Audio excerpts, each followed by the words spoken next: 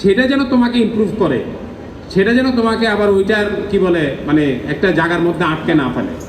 So এইটা আমরা দেখি, আমরা অনেক জায়গায় গিয়া বলি যে you are worth of a monthly 2 lakh টাকা, don't keep yourself in 40,000 টাকা, 40,000 টাকায় নিজেকে বেচে দিও না। তুমি কিন্তু 2 লাখ টাকা পাইতে পারো।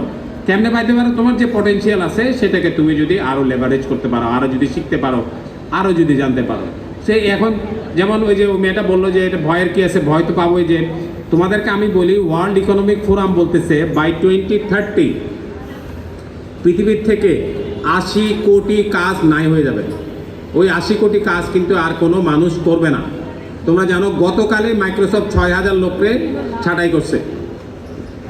কিন্তু at the same time world economic forum কি বলতেছে, বাই 2030 নতুন 90 কোটি চাকরি হবে, নতুন 90 কোটি চাকরি হবে। সো 900 মিলিয়ন নতুন কাজ হবে আর 800 মিলিয়ন কাজ হারায় যাবে। তার মানে গেইন তো 100 মিলিয়ন, 10 কোটি কাজ বেশি হবে। তোমাকে সেই কাজের জন্য তৈরি হইতে হবে। এখন আমি যদি বলি কথার কথা যে আমি পদ্মা নদীর উপরে ব্রিজ বানাবো না, কারণ ব্রিজ বানাইলে নৌকা যারা চালায় তারা বেকার হয়ে যাবে, এটা কিন্তু হয় না। সো তোমাকে কিন্তু নতুন টেকনোলজির সাথে আত্মস্থ হইতে হবে, নিজেকে তৈরি করতে হবে, তাইলে তুমি একদিন ধনঞ্জয়কে ছাড়িয়ে যেতে পারবা।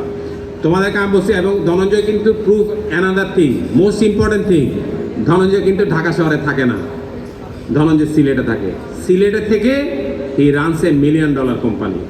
সো কাজেই বাংলাদেশের যে কোনো জায়গার থেকে তুমি $1 মিলিয়ন কোম্পানি বানাতে পারবা, তুমি $1 বিলিয়ন কোম্পানির স্বপ্ন দেখতে পারবো। ওই জন্য একটা জোরে তালি দাও, তাহলে আমরা ওকে নিয়ে আসো ধনঞ্জয়। তা আমরা এবার